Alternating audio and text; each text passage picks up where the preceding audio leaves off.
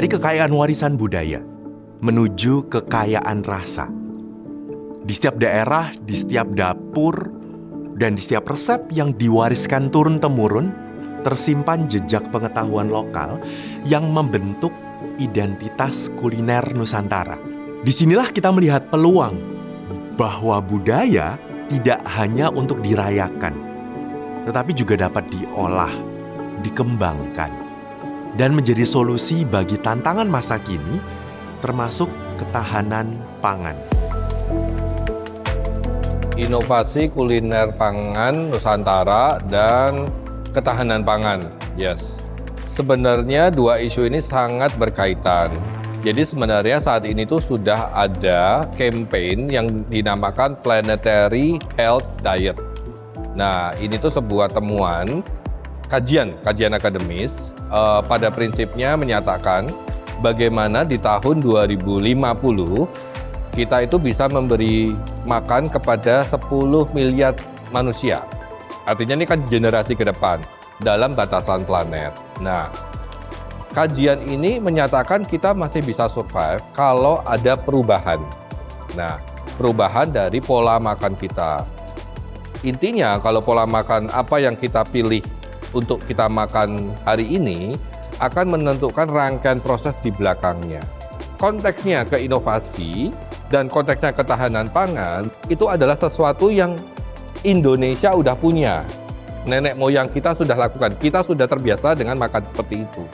Artinya kalau kita mencoba me-realign pola makan kita dengan kita mungkin agak sedikit berubah mindset kita, itu akan sangat-sangat bisa membantu inovasi dan memperkuat tadi agrikultur kita, ketahanan pangan yang memang harus dibutuhkan untuk dalam proses inovasi tadi.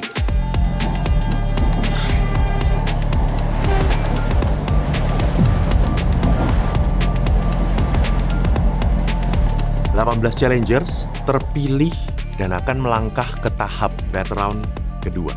Menghadapi tantangan nyata untuk menginovasikan kuliner Nusantara dan merespon isu ketahanan pangan. Di babak ini, mereka dituntut bukan hanya menciptakan solusi, tetapi bertumbuh ke dalam, memahami nilai, mengenali motivasi, dan menemukan kedewasaan dalam proses berwirausaha. Sebab perjalanan ini tidak hanya tentang membangun bisnis, tetapi tentang membentuk pribadi yang lebih baik, lebih bijaksana, dan lebih selaras dengan visi masa depan yang ingin mereka wujudkan.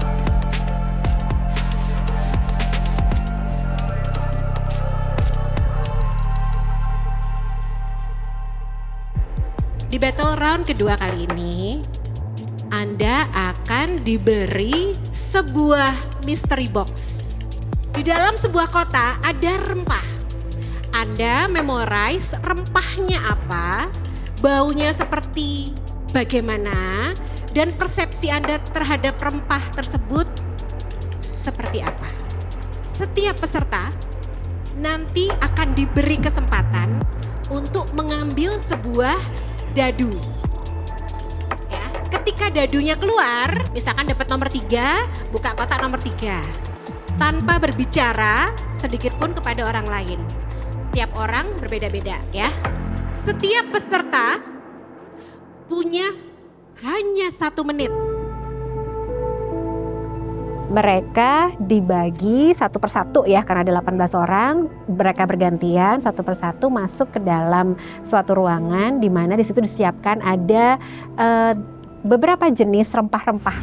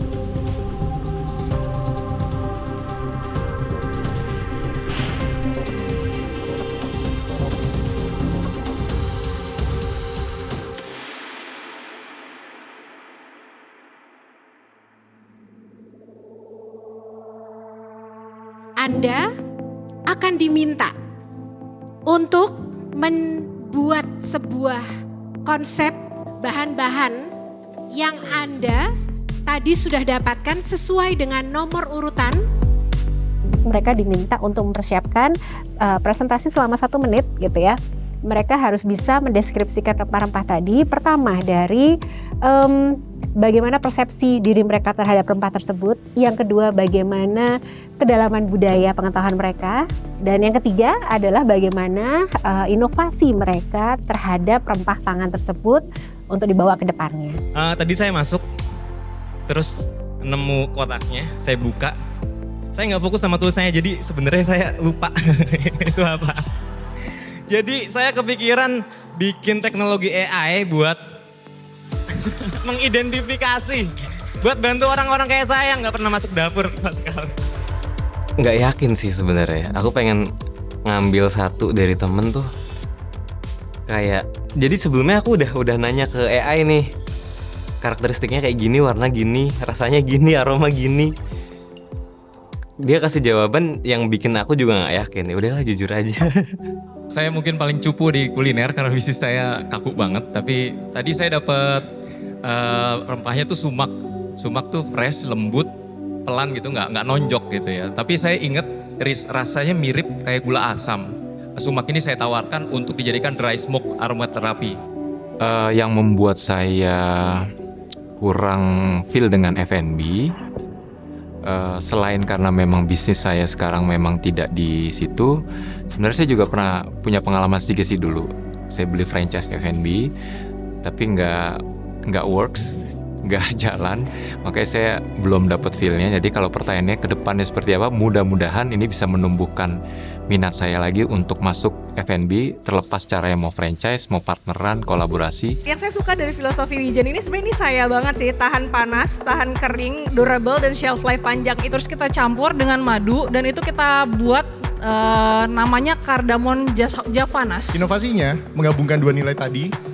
Kalau di Eropa punya motif polkadot, kita juga akan punya motif wijen. Dibawa para pedagang dari India dan Tiongkok. Itu adalah cinnamon, kita ada buat cinnamon oats. Biasanya suka ditaruh jadi topping nasi biryani. Tapi sebenarnya ada satu jenis rempah-rempah yang suka dipakai oleh para orang tua untuk menjaga anak-anaknya, yaitu kapulaga.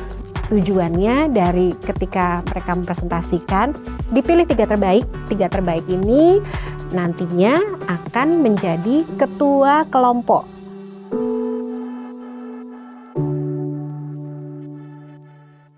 Saya sudah punya 3 nama yang dianggap teman-teman di sini adalah yang terbaik. Yang pertama adalah Gea. Silakan masuk ke depan.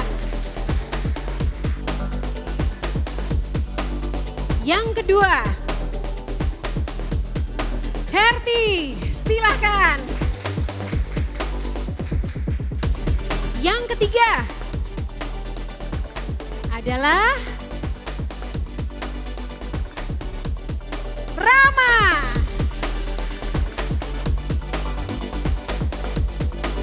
Ada blessing, ada kutukan juga. Ya mungkin blessingnya karena memang oke, ini waktunya dipercaya, waktunya dapat amanah gitu. Ya oke, kita kerjakan sebaik-baiknya. Tapi tentu dibarengi juga dengan pressure-nya kan. Itu kan datang dengan konsekuensi juga. Selamat kepada Gea, kepada Herti, dan kepada Rama. Gea, Herti, dan Rama, Anda berhak untuk memilih 6 anggota. Berarti kalau termasuk Anda 5 orang lagi. Karena Gea adalah pemenang pertama untuk memilih terlebih dahulu. Silahkan Gea. Jonathan. Yang pertama langsung aku ingat adalah Jonathan. Karena di challenge kali ini Jonathan tuh lumayan relate dan relevan gitu. Karena usaha dia juga di FMCG, di Lean Lab kan. Jadi aku rasa dia akan bisa banyak bantu di tim. Herti, silahkan tuh memilih. Pawas. Mas Raka. Ko Yonatan. Dea, Kevin. Mas Sidi. Mas Dava, Mbak Anissa. Mas Bella Putra. Mas Anthony. Dia punya banyak potensi yang sebenarnya insight dia tuh banyak yang bagus dan dia juga punya kontribusi, kasih feedback directly to me. Kayak kayaknya ini bakal lebih efektif. So we did it together dan turn out great. Bella, Mas Wiko. Dian, aku sangat suka dengan underdog story sih. Kebetulan juga di tim kita ini juga kayaknya aku tadi cukup memilih orang-orang yang memang secara dominasi juga nggak terlalu yang dominan banget, tapi mereka punya balance-nya masing-masing. Dan itu spirit yang aku mau bawa. Kita nggak harus kok jadi yang paling kuat, jadi yang paling jago gitu. Tapi yang penting kita punya fokus bersama untuk tujuan yang lebih besar gitu. Di battle round kedua kali ini, Anda tidak hanya diminta untuk memahami budaya lokal Indonesia, tapi kita juga berharap Anda bisa menciptakan sesuatu hal baru darinya. Founders is always be about creating. Kalian mendapat challenge yang sangat spesifik. Menciptakan sebuah IP produk dari hasil kolaborasi antara Arumi dan Philo. Kalau saya ngomong IP, berarti tidak hanya sebatas tentang produk.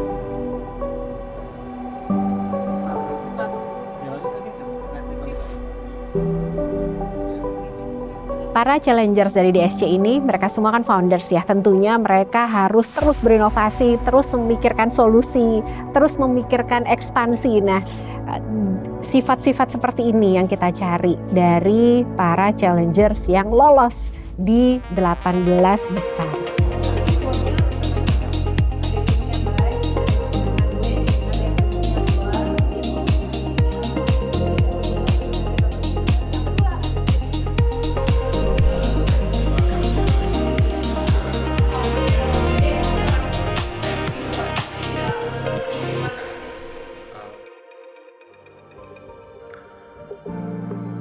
Dua brand ini bisa menjadi katalisator teman-teman yang ada di DSC tadi untuk berkolaborasi lebih lanjut. Mungkin mereka bisa melihat karakter atau potensial individual yang ada di DSC ini untuk bisa bekerja sama lebih lanjut dalam taraf yang lebih konkret di situ. Nah, FSC lebih konteksnya nurturing aja atau menghubungkan kepada stakeholder yang lebih tepat. Secara core bisnisnya dan core CP-nya ya, F&B memang bukan mainan saya dan saya lemah, tapi saya janjikan ya ini bukan sesuatu yang mematahkan semangat atau bikin saya takut. Bahkan kemarin saya bilang kan saya akan cari angle di mana saya bisa berkontribusi. Dari itu ya kayak mengejutkan sekali. Sebenarnya kita kan pengen tahu ini challenge-nya apa ya. Ternyata untuk tahun ini adalah terkait F&B. Dan kita itu gabungin dua usaha yang sebenarnya itu sama gitu kan, susu dan gelato. Gelato ini kan bikinnya kan dari susu. Nah ini akhirnya mikir keras banget. Ini lebih capek daripada di barat. Aku sangat concern dan titik beratnya adalah punya fundamental yang kuat.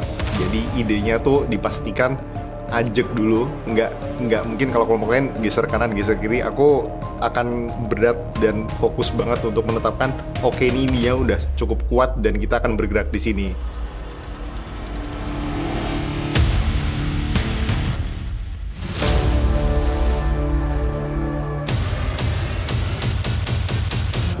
Setelah mereka sudah memformulasikan sebuah inovasi, mereka merumuskan dan kemudian mereka berhak untuk melakukan market validasi juga, yaitu di acara CFD.